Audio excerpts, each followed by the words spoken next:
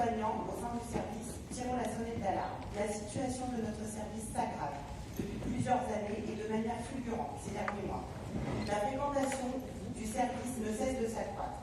30 000 passages en 2012 pour 46 807 en 2018, pouvant aller jusqu'à 196 passages par jour en période de crise.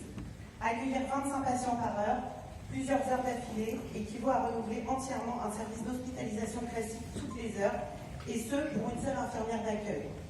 L'effectif soignant actuel et la structure du service ne permettent plus de faire face à un tel afflux de patients se présentant quotidiennement aux urgences. Flux croissant, inéluctablement, en lien avec une population vieillissante, une pénurie de médecins libéraux et la difficulté à obtenir des rendez-vous de spécialistes. Au vu des chiffres et des arguments cités précédemment, nous déplorons que les effectifs paramédicaux des urgences adultes n'aient pas proportionnellement augmenté.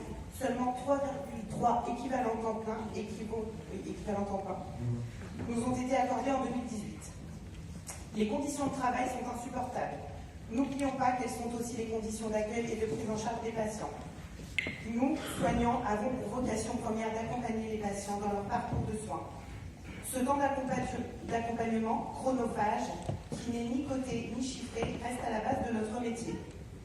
Ce manque d'effectifs et donc de temps à accorder aux patients, contrairement à ce que les usagers sont en droit d'exiger, entraîne d'autres dommages collatéraux non négligeables. Des délais d'attente qui s'allongent, de nombreux patients sur les brancards qui s'accumulent dans les couloirs du service, l'inquiétude des patients et de leurs familles.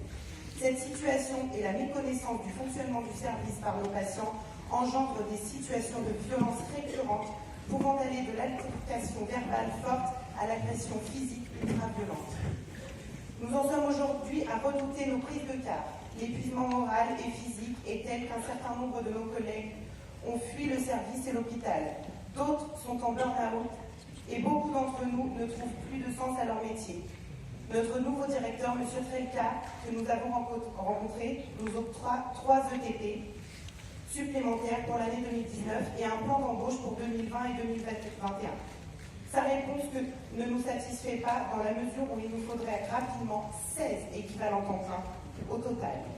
Ceci étant, nos demandes sont inférieures par rapport aux recommandations de la SFMU, Société française de médecine d'urgence. Cette situation est bien connue de notre directeur, car cela fait 2 ans maintenant que nous alertons. Comme vous le savez peut-être, un mouvement de contestation quant aux conditions d'accueil et de prise en charge de nos patients a débuté le samedi 19 janvier au sein du service des urgences adultes de l'hôpital Jacques Monod. Et depuis ce matin, les personnels sont en grève pour une durée de 24 heures.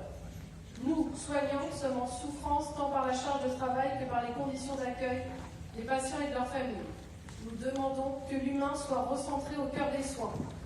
Les raisons budgétaires ne peuvent plus être mises en avant face aux dangers imminents, à l'insécurité, la violence et la maltraitance.